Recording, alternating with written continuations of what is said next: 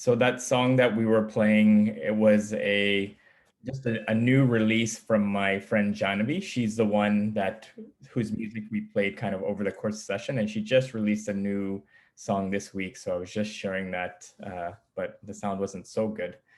You can, I'll post it in the group so everyone can check out. It's really, really good. How is everyone? We're good? All right. All right. So let's go ahead and get started. So remembering just as we start, the three intentions as we always start our group as a group. The first is that we are bringing our full-hearted presence and participation. The second is that we are coming fully determined to grow and do the work together. And the third is respect for everyone's individual opinions and different backgrounds. So on that note, I will just go ahead and share my screen. And for those that want to try to participate, we'll just share the invocation mantras that we will chant. I'll go ahead and start. Om Gyan Dimirandasya Gyananjana Shalakaya Chaksur Unmilitam Yena Tasmai Shri Gurave Namaha. Mukam karoti vachalam pangu langayate girim yat kripatam maham vande Shri Guru Dinataranam. Vancha kalpa tarubhyascha kripa sunda evacha patita nam pavanebhyo vaishnavebhyo namo namaha. So as we recite as each week, the first mantra is, I was born in ignorance and my spiritual teacher or mentor opened my eyes with the torchlight of knowledge, and I offer my sincere respects unto him. The second is, I offer my sincere respects to my spiritual master. His grace turns the dumb and turns the dumb into eloquent speakers, enables the lame to cross mountains. So I always translate that into making what is impossible possible. And the third is, I offer my sincere respects to all the seekers of the divine who can fulfill the desires of everyone and who are full of compassion for all living beings. So again, thank you so much everyone for joining us today. And we are in our second session or second part of the quality of purity, or the principle of purity in the Dharma code. So just a quick kind of review from last week, or I guess from last week, was there anything that anyone wanted to share that that stood out to them, or anything from their reading of this chapter that stood out that they wanted to share?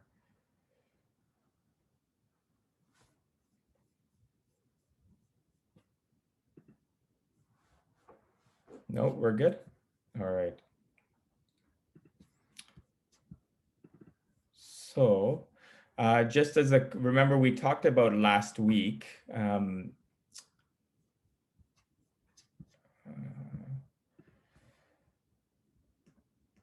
so remember last week we talked about the importance of purity having to do with our environment and what we allow into our external world, or what comes in. So remember, that can be as simple as what we're looking at, what we're hearing, what we're tasting, what we're touching, again, our senses, right? So because very purity, as we'll see today, is very much connected to our mind and having some type of control over our mind. And one of the easiest ways to do that is trying to have some sort of handle on our environment. So that was the first point that we talked about. And we remember we said that the most important factor in developing more purity in our life is the company that we choose to surround ourselves with on a day-to-day basis. And, we always talk about that quote that we always reference, tell me who the 5 closest people are in your life and I'll tell you who you'll become. Right. And so this speaks to the point of this is kind of the main factor in the principle of purity. And then we talked about, I don't know if anyone had a chance to take a look at this, the documentary. Did anyone have a chance to take a look at Earthlings? No? Okay, I'll post a link in the group and then we'll have everyone. But this very much just speaks to how not only, again, purity is what we put in our mouth in terms of food, but just how animals are exploited in general for the, various things that we see and consume in our life. It's really powerful by Joaquin Phoenix. And so we went into a couple of, reflection questions. We talked about, on this point of company and examples, we talked about who we look at as reference points when we set standards in our life. And if we didn't have anybody, that's fine. It was just an opportunity to reflect on, who inspires us to live a more pure life. And if we didn't, maybe finding people that did. And then we talked about who we needed more of and less of. And then in our we're going to go kind of jump right into like the next kind of breakout question, which we'll do in groups. But again, this is now going back to our environment, right? And we'll do this in breakout rooms. But the next reflection question that we wanted to add on is this one, is what do we ingest that increases clarity and positive energy? And what do we ingest that decreases our clarity and energy? So remember, the word ingest doesn't refer just to the food we eat. It refers to kind of all the things we expose our senses to, right? So it's what we're seeing, what we're listening to, the people, the things we're talking about with different people. And so I wanted, I wanted to take everyone to take the opportunity to, we'll do a breakout room, and we'll just specifically go on this point here. So we have 2, 4, 6, 8, 10. Yeah. All right, so we're going to go ahead and create the breakout room, and we'll give everyone a few minutes to talk about this. And we'll go from there. All right, go ahead, everyone.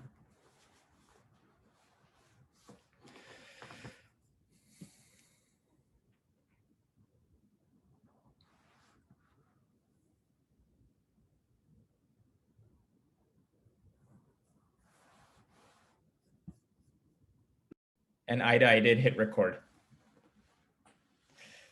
Okay, so Corey joined, I was alone, and then Corey joined in, so I was with her during breakout room. But does anyone have anything to share from this this question?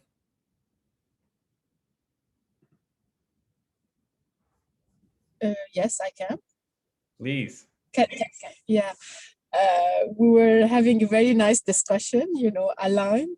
So we were thinking about how when we ingest the quality of food we're ingesting, how it's really affecting our clarity.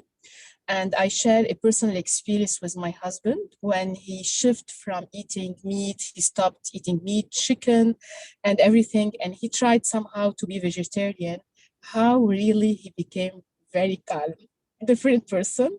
So he inspired me to change our habit of eating. So this is ingesting real food, how really it has an effect on our clarity, on our mood, on everything.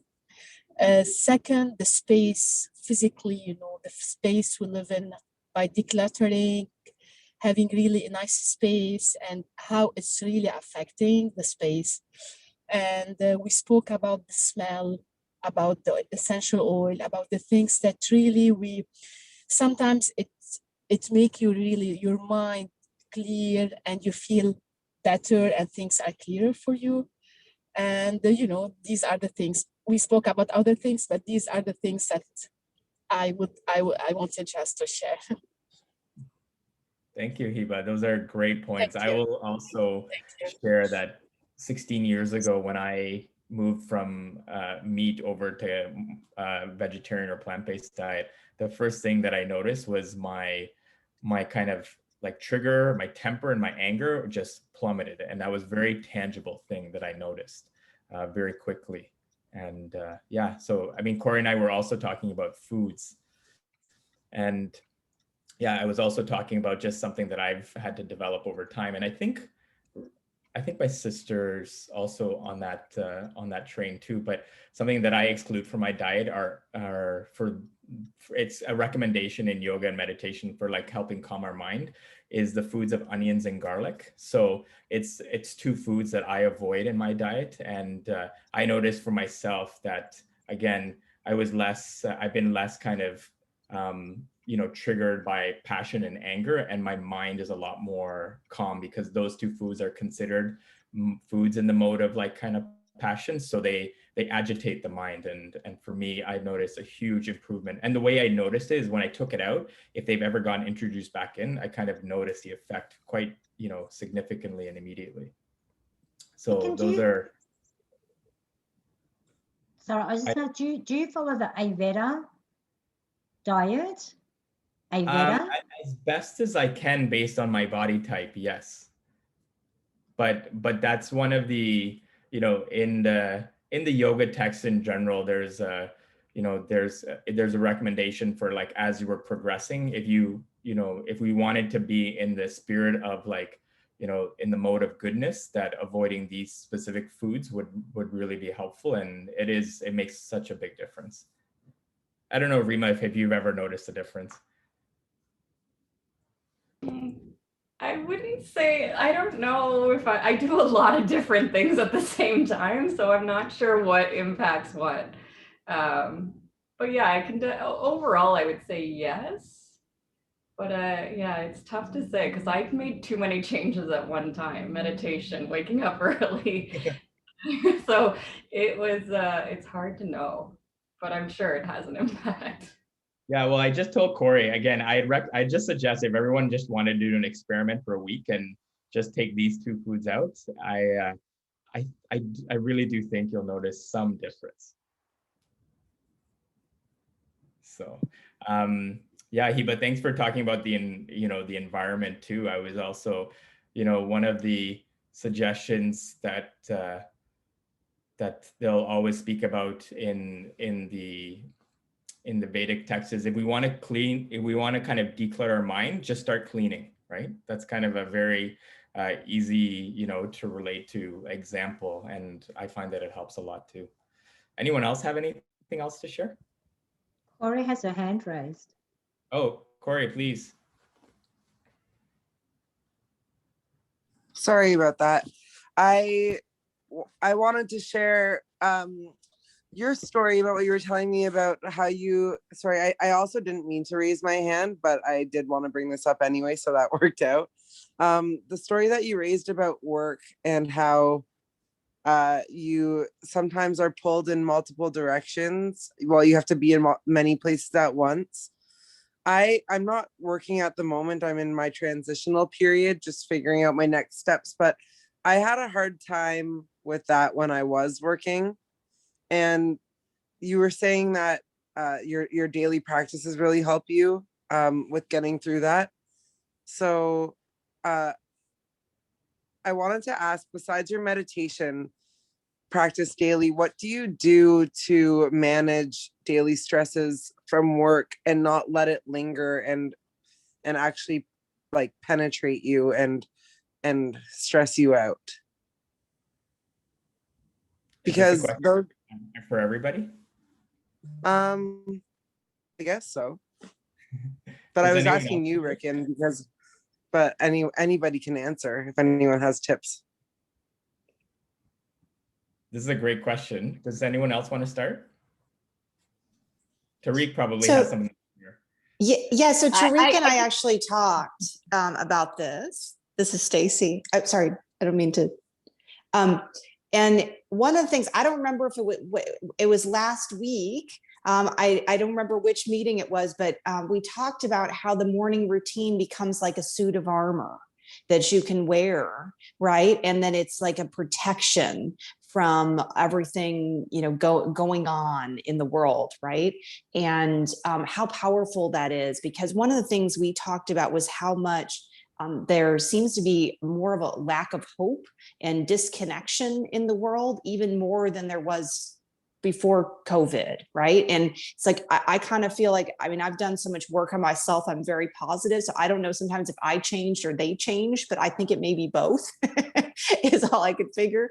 But it's like taking that time and slating that time. And I know, like, when going to the PMA, right, whenever that was, June of 2019, it was, the morning routine was something I wasn't doing. Now it's like I can't even imagine not doing it, because it's so powerful. I feel like I'm like defenseless, right, if I don't. And so I think that's something that can really help us, because we know it's like we're slating the time first thing in the morning, that these are the important things that we're going to do, and we're going to stick to that, right? And it's kind of it's reflective in the prioritization, right? Yeah, Stacey, I was just, to your point, I would say that it's very important to always have a sense and a feeling, like a healthy concern for, what comes at us when we step out of our door every morning. Yes. And don't have that healthy concern. I'm not going to say fear, but just a concern and awareness of what could come at us every day. Then we subject ourselves to slip in our routines and our practices that really fortify us, right? So even that reminder that, again, I'm not gonna, people, I think we can sometimes use fear in a healthy way as well, but like a healthy fear of just like, okay, so many things potentially can come at me. And so I really need to kind of, up my impetus to, to really, again, like you said, put on that suit of armor before I step out to, help mitigate anything that comes to me in that day. And I think having that concern is really important, and that awareness and that reminder. Yeah. I agree with that. Thank you so much for sharing that. That's really interesting, because usually you hear like, stay positive, don't think negatively, don't think of all that stuff, but it's not even thinking negatively, it's thinking realistically about what can come at you during your day and preparing yourself. It's like mental preparing. So that's really interesting. And the morning routine is something I definitely need to get more consistent at. So thank you for sharing your answers. Yeah, and I feel like it's, think of it as like an immunization against, what's going to come at you throughout the day, right? And, most of us wouldn't, most of us would want to be as protected as possible. So kind of having that serious consideration. And then even, as we were saying, Corey, sometimes things happen in your day that are so like, over the top or overwhelming, but we give our best chance for success if, we've done as much preparation as we can also, right? It may not always be enough, but at least we're giving ourselves the best chance. I'd like to add one more thing there, Corey. And this is something that I practice, and I'm having to practice recently more so, is the mindfulness of saying to yourself, get out of the way. Like and it was a conversation I was having with Tiffany in our breakout as well, is, we get triggered by what people say and what people do. We can't control what people say and what people do, right? And so, in that moment, you can emotionally get triggered, and then it goes into all sorts of places. So having that mindfulness and having a conversation with yourself where you can catch it and go, okay, get out of the way, and then create the clearing, just get out of the way. And I say, get out of the way, Ada. Get out of the way and allow for what needs to be in the way to come in, or get it out of the way to be able to deal with it. I don't know if that helps, but that's something that I've been practicing the last few weeks with some of the challenges that I've had. It makes sense. And I actually learned about this in some Dr. Joe Dispenza work that I'm doing. It's like shortening the refractory period, the period that you actually react to something, and how long it lingers and how long you actually let it get to you. So you still you're an emotional person, and your emotions make you who you are, but it's about shortening the period that those emotions almost take over. So it's interesting to connect those two. Thank you for sharing. My absolute pleasure, Corey. We love you. It's nice to be back. And Corey, one of the things that I try to do, it's an analogy you can think of, but sometimes when things come our way, if you think of the hot potato effect, you don't hold on to it. You pass it off, right? It's kind of just like you receive, and not pass off to anybody else, but just let go of it, right? You don't hold on to something that's going to burn your hands. Good point. Tiffany, It's a good please. vision. I want to thank Ida. We had a good discussion, and I'm kind of going through one of these moments as we speak. And one of the things she spoke about is becoming rooted or staying rooted, because I think the more that we practice on a daily basis, the more that it simply becomes the way of being. Okay. And so for me now, getting myself rooted, remembering I'm rooted, I start my day rooted, and just knowing that I stick to my truth, you know. And when we stick to our truth, the others, the naysayers, you know, they're acting out, you know, when they make comments against us. I'm making myself realize this now, but as they make comments against us, they're being threatened. Okay. They're threatened because they're fearful. Why are they fearful? They're fearful because they feel of lack. Like I'm being attacked by there's some things with physicians, okay? But they're being attacked because they don't feel good enough, because they know deep in their heart that they're not serving the way that they could be serving. And so they reach out with attack. And so then I have a choice to make.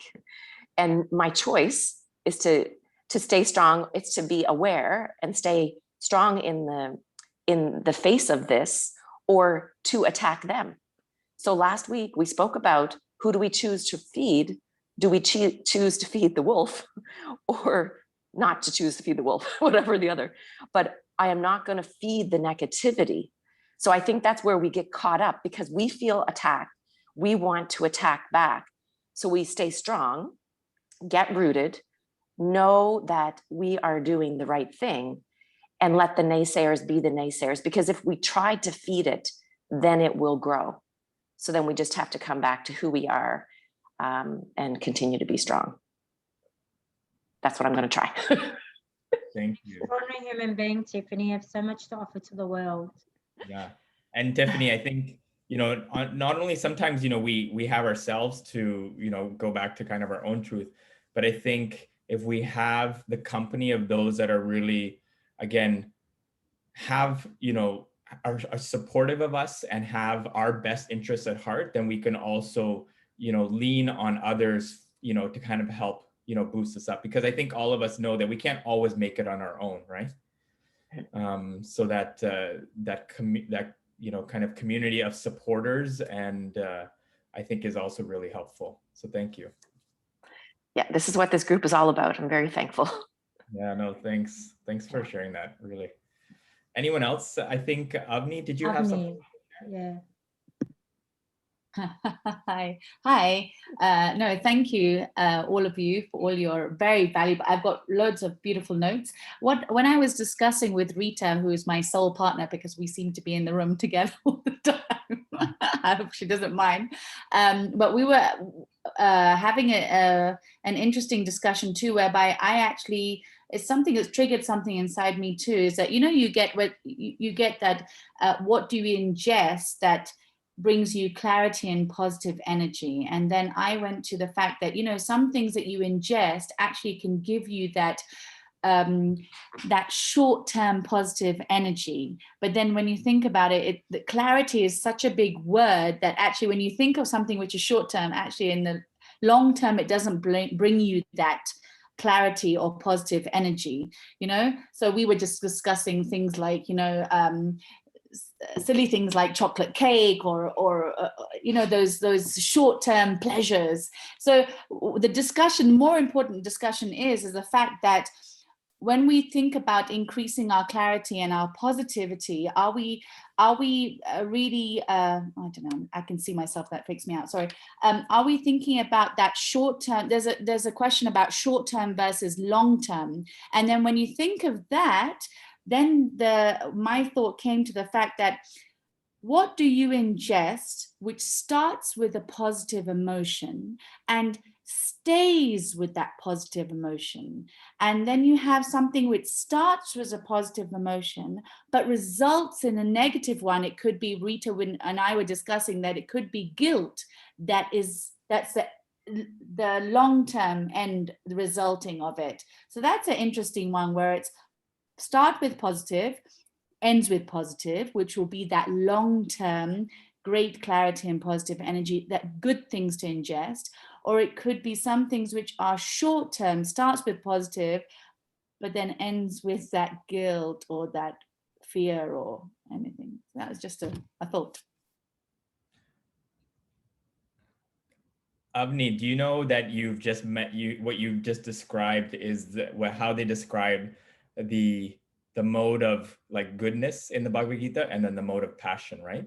So the mode of goodness is what's described as you know, it takes more effort up front, but it gives you an enduring result, you know, long term, versus the mode of passion is it starts off nice, but it, you know, ends with you know, it's fleeting, it's short term, right? So I think we all, you know, are aware of things that are short term. Usually, I mean, I will say that usually the things that give us the long-term results, it's not always going to be the easy choice, right? And it's usually going to require some sort of, you know, it's going to require some sort of what I would call austerity to make that right choice. But if we keep executing it on a long-term basis, then we, you know, we see, you know, kind of the, you know, the result in the long term. But, and then the mode of ignorance or the mode of darkness they describe in the Bhagavad Gita, it says it's, you know, it starts out bad and it ends bad, right? So what you described were, you know, at least those two. And I mean, I'm sure there's a lot of people that do it, but from what I've been told, you know, a simple thing that I think of, like something people ingest a lot that is very much in the mode of passion, is coffee, right? Most people would say like it starts out great, and then, you know, when it wears off, they need another one, right? And so that's a very simple example of something that's ingested that's in the mode of passion, because it probably gives you some alertness and clarity and focus, you know, for a period of time. I've been told by my health coach, I didn't really know it, but you know, when you fast, people are fasting for a long time, but they say that you can have water and black coffee. But actually, black coffee is very acidic for the body. So it's actually not doing it's not good for when you're fasting. So yeah. Yeah, I mean, it literally can, you know, I mean, the effect can, yeah, it can rot your gut, you know, when you have too much of it. So, and I'm sure most people notice the changes that their tummy goes through when they've had some caffeine, especially, you know, when it's in high dose. Like usually you're gonna feel like, you know, sometimes queasy, sometimes you'll get the runs, you know, like sometimes it's a very noticeable effect of like what caffeine does in the short term. Anyways, that's just one example, but thanks for sharing that, Avni. It was really a good way to just zoom out and see things we do. Initially that might be nice, but then sometimes not end up so great, right? Anyone else have anything to share from their breakout group?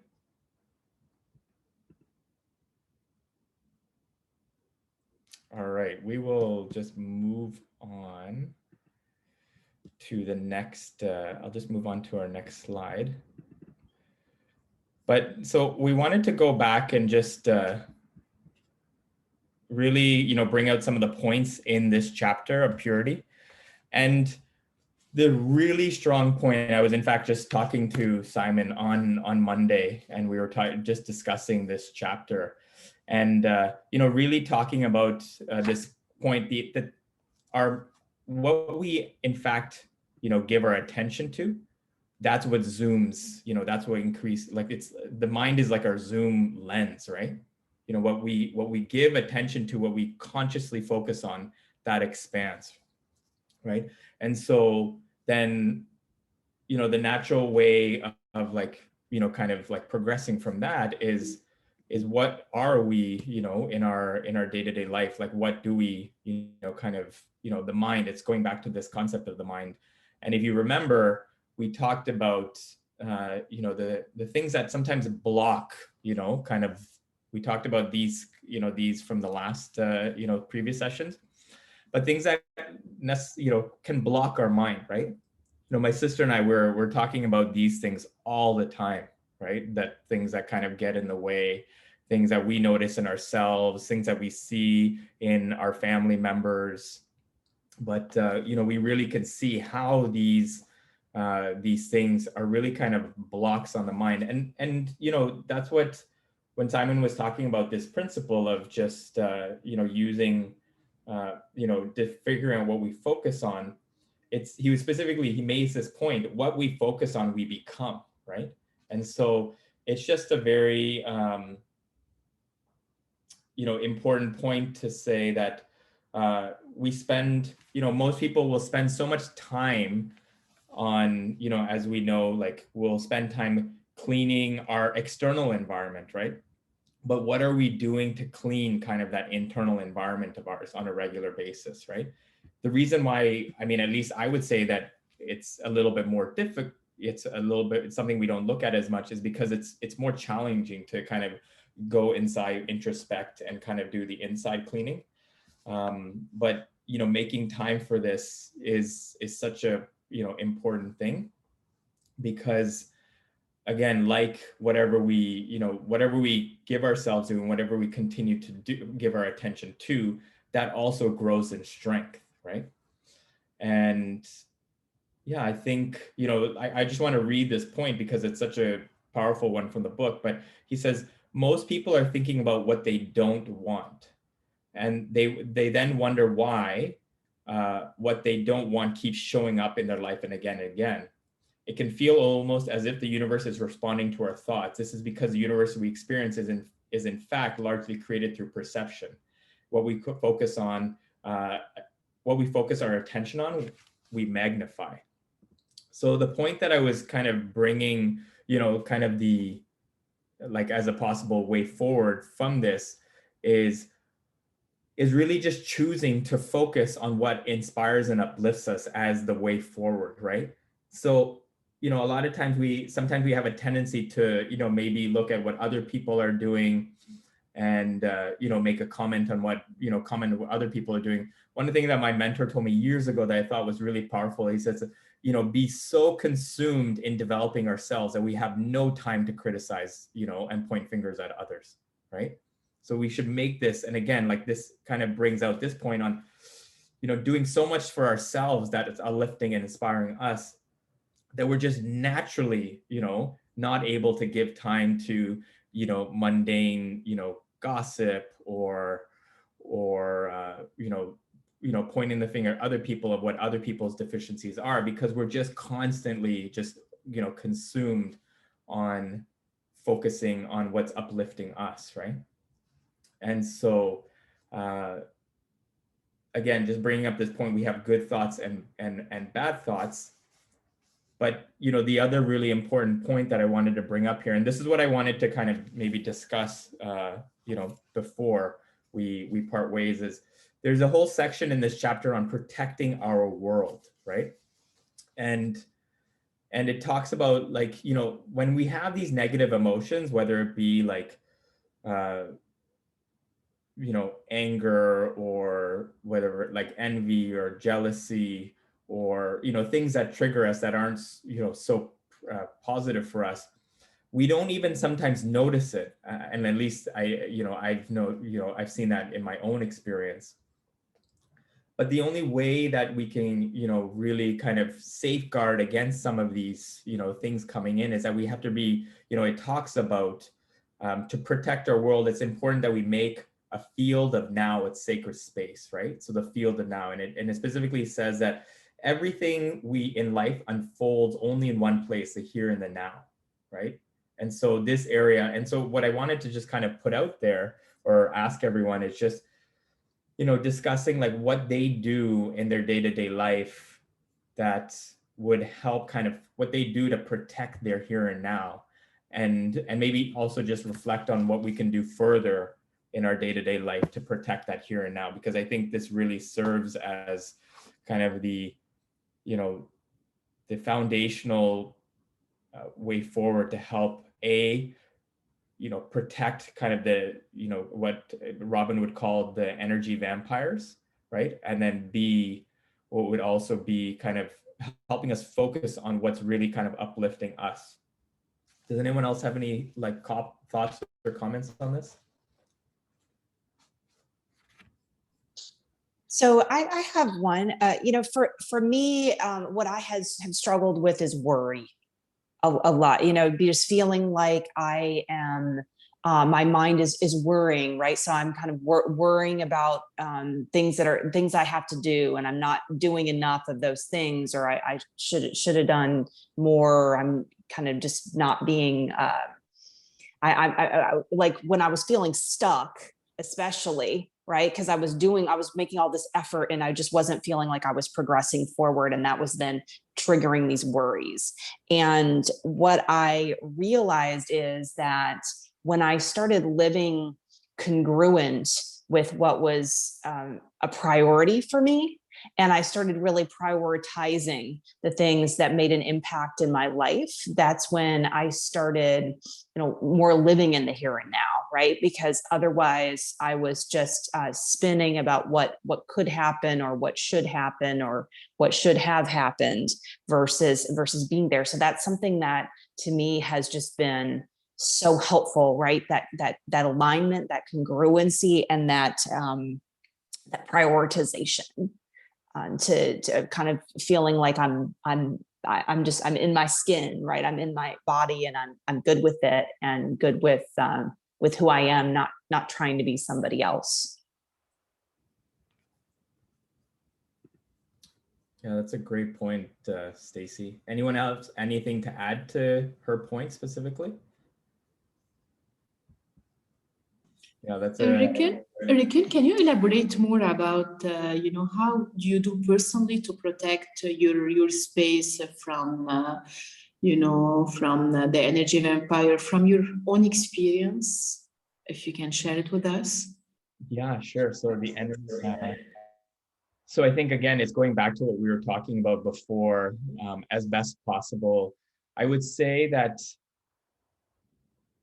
like my specific experience is having a very strong meditation practice. So I have a meditation practice. It's long. It's 2 hours a day, and it's specifically filled with a lot of mantras. And the reason why I play the music that I play at the beginning is because even though sometimes we don't observe the effect, mantras are considered in the yoga text.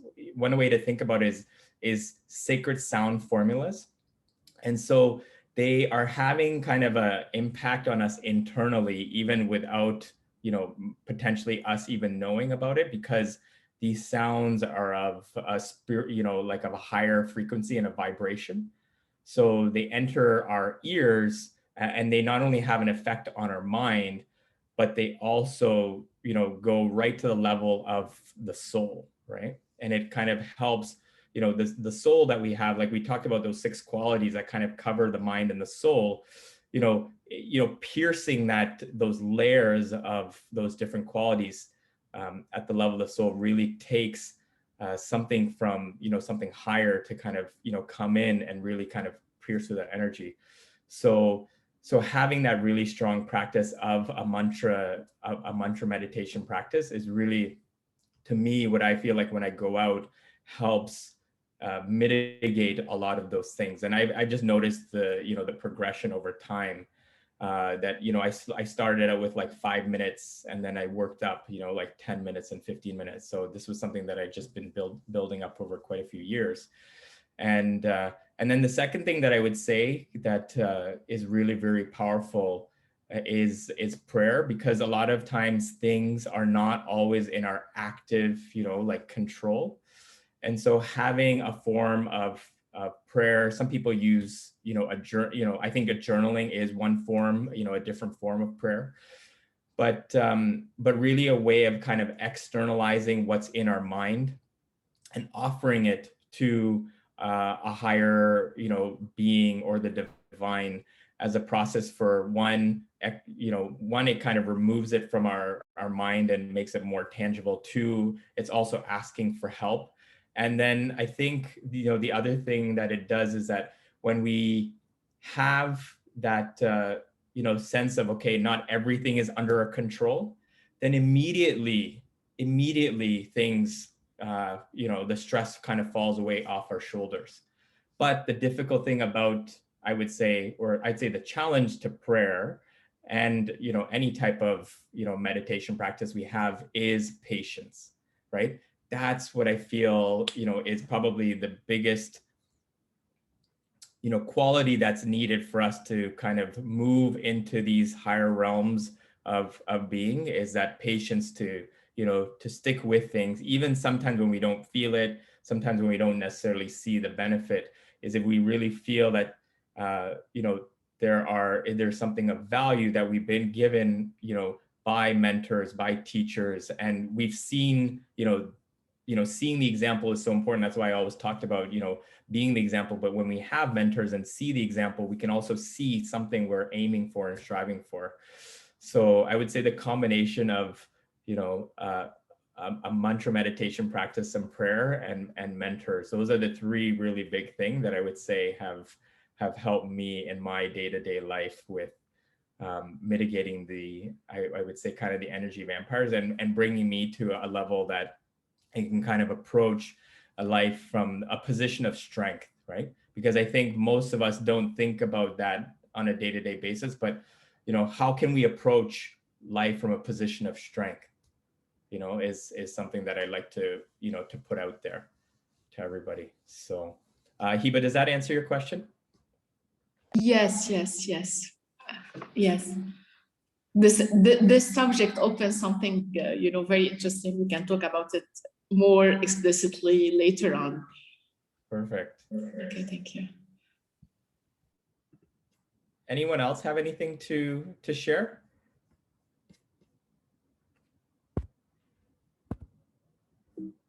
All right, so we'll just go to our last slide that I wanted to show is before we head off, is this, the last point that Simon makes in this chapter is, I'm just gonna,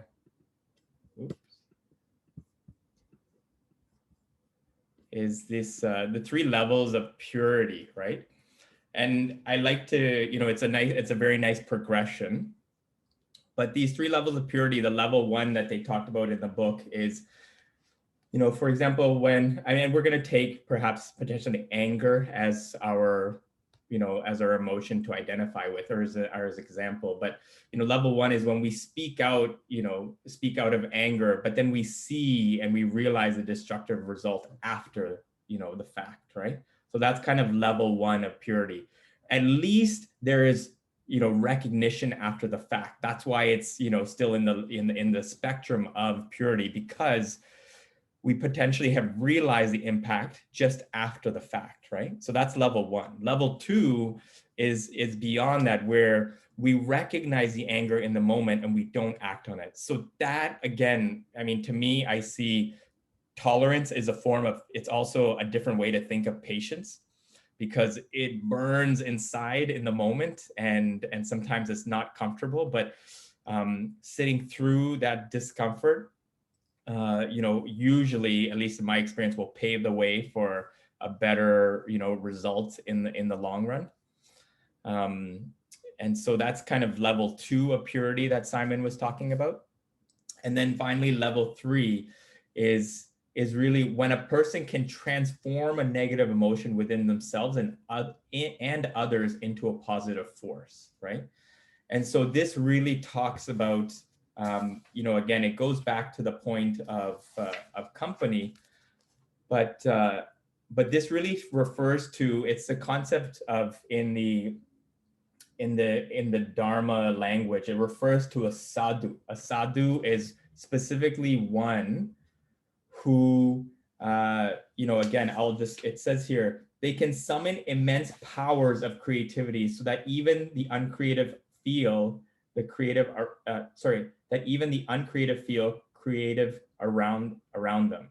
They can make the uneasy feel easy, and the fearful feel safe. They can give hope to the hopeless and courage to the weak. And so this is really those that have very much, in one sense, they've mastered their mind, right? They've mastered their mind. They're really fully, they have a certain sense of control. And I think we all know, we all know people like this in our life who, the moment they step into the room, there's a change in the energy. They bring this calming presence, right? And that's why I really encourage people to really find those types of people. I mean, for me, they've been, the monks that I've had in my life as mentors to really show me kind of, how someone's presence can be so powerful that what you're feeling within you just either dissipates or naturally will transform into, going from the cup half empty to the cup half full, right? And so this third level of purity is one that's it's very elevated. And I feel that for us to kind of acquire that, we also need to be around that, right? To see the example, to feel what that experience is, and then to try to walk the path of that process to be able to do so. So yeah, and then the two practices that I wanted to leave with you, and I'm sure most people already do this, but one is a practice of gratitude, because in the practice of gratitude, having that daily meditation, what we're doing is we're filling up our cup naturally, and immediately anything that might be, negative or not constructive, just gets displaced, right? When we're just focusing on the cup being half full, right? And so that's one practice that I really wanted to encourage everyone to have. And then, this other point that I wanted to encourage is that once we start to bring in, once we start to focus on the positive and have positive, these qualities, is that there's the concept of substitution, right? So we substitute maybe something lower for something higher. That's a principle in the Bhagavad Gita, that the only way we're able to let go of the things that don't serve us is by focusing on and substituting it with something that's higher and something that's better, right? And so I wanted for everyone as a homework to maybe look at their lives and see, what is something that they're looking to, what's a practice they can substitute for something that they're already doing, right? And so this kind of key, process of substitution of something lower for something higher that we can do to kind of make that micro change. Because remember, negative emotions are diametrically opposed to positive ones. That's what, a point that Simon made. And he says, the two cannot sit alongside each other in the assembly house of the heart. And so that point really resonated with me, that, as soon as we fill our cup and, either we're, in the space of gratitude or focusing on the positive, then we give ourselves the best chance to let the other things go more easily. Any last points before we? First point before that, before substitute, what was your first point? Oh, gratitude, like just the practice of gratitude, right? That's also a great form of meditation, because I specifically do it at nighttime, because it's one of the things that I, previously didn't do as well is just celebrate your daily wins. And so just celebrating daily wins, I think, is also a different, gratitude is a different practice, but those two practices of celebrating wins kind of naturally then will, kind of spur gratitude. And that's something that I do at nighttime before bed, and it just kind of, it ends your day on a positive note, regardless of all the storms that may have come, throughout the day.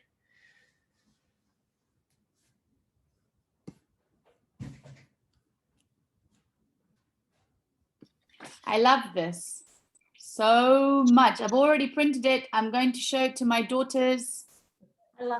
And the fact that you surround yourself with these type of people and to become these type of people, amazing. Love it. Thank you. Yeah, I mean, to be honest, we had Ed on the, the conversation. He's one of those, people in my life that he can really walk into a space, and or whenever I bring myself to him, he has this way of transforming like the negative into positive immediately. So we all need people like that in our life. But that kind of, one of the points that Simon was making with me just the other week was that, this awareness of, our mind, and then being able to transform kind of the negative to positive. He says that requires inward looking. And that's in fact a skill of a yogi, right? To fight, and the reason why it is because, the battleground most of the times is not always outside of us, it's within us, right? And so that yogic skill of looking inward is, a skill that I think serves us all to develop. Something that just came to mind as you were talking in terms of filling our environment and our life was a visual that from a staff meeting a long time ago, one of the staff members, and I don't have all the equipment here, but just if you can imagine, she brought a jar into the staff meeting, and then she put in golf balls. So the golf balls represent the good things that we're thinking about, the gratitude, everything that's good in our life. And when we fill it up with the golf balls, and then she poured in sand. And so the sand were like all the things that were not so great. But if we put all the golf balls in, it takes up most of the space. So that will permeate in our life. But if we were to put all the sand in first, then there's no room for the golf balls. And so then it's just that idea and that visual of putting in all the good things first. And then, as you're saying, the rest will dissipate. Yeah. That's a great tool for priority setting, like, the big rocks first, and then the sand kind of just fills the spaces. So anyone else have any thoughts or comments on this chapter of purity? Hopefully everyone took something out of, I feel that this chapter is really a great one to, to delve in deeper. And if you read it again, I think there's something that will, you can peel every time that you go through this chapter specifically. And, it very much, this practice of developing purity in life is attached to our environments, our habits, and, again, the people we surround ourselves around. Ricken, is that possible just to expand this chapter specifically and to do more homework on it, like how to protect our our space, things like this, if others agree and if you feel that there is space for this? Because really there's a lot of material. I read this chapter might be more than 5 times and I was so happy. So if I want even to go to the book, I go to this chapter, and I don't know, there is a lot of things that can help us in our daily life. And today the session was really amazing with a lot of insights and many personal experience that we can benefit from it. I don't know, it's your call, but it's just an idea. Ricken, I just wanted to take this opportunity. I had a conversation with Ricken a couple of weeks ago, and I said, Ricken, what do you think about creating a workshop where we can you can take everything that you've taken us through over the last few weeks, where I'm going with this. And I said, you can create a workshop with this application. I said, I think that would bring a lot of value to everyone. And for me, this session, Ricken, what I'm hearing is there's a greater depth in the conversations.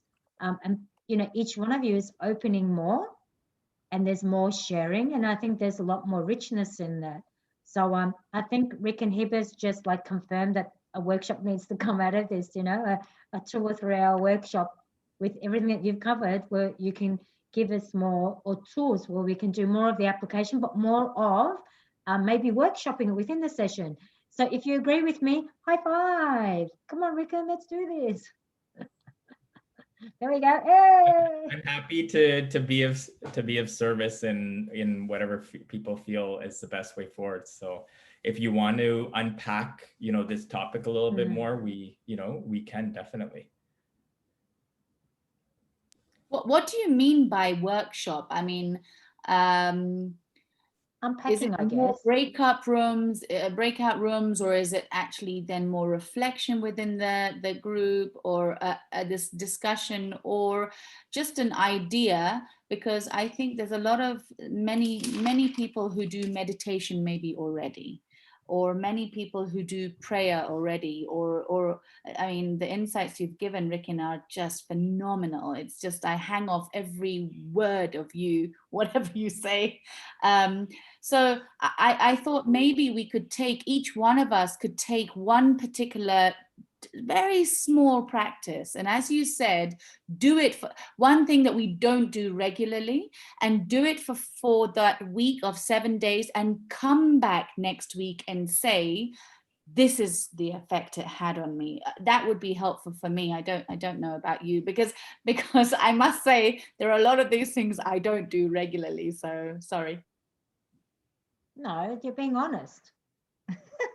Don't apologize. Purity, honesty, right? You know, we have to, I will say that, you know, also adding, you know, for every practice that you're adding in to kind of create sustainability and traction, it takes a little bit of time, right? And, you know, I mean, for any practice that I put in, you know, there's been a process of falling off the bike and getting back up, right?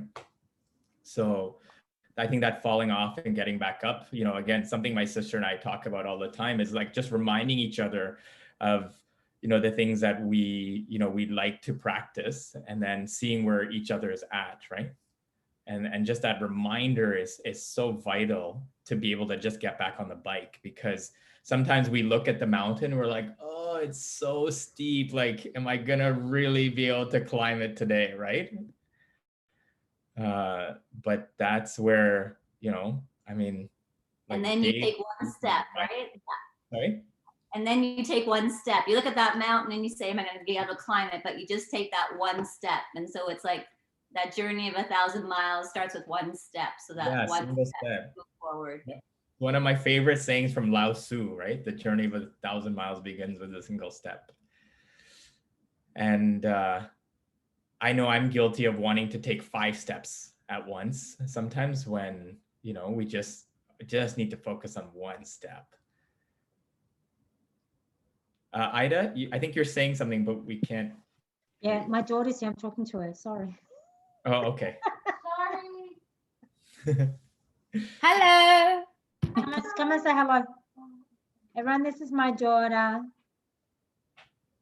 Hi, everyone. Hello. Sorry to interrupt. Nice meeting you. Interruption. So nice. Enjoy. Okay, bye. Come to Kenya soon.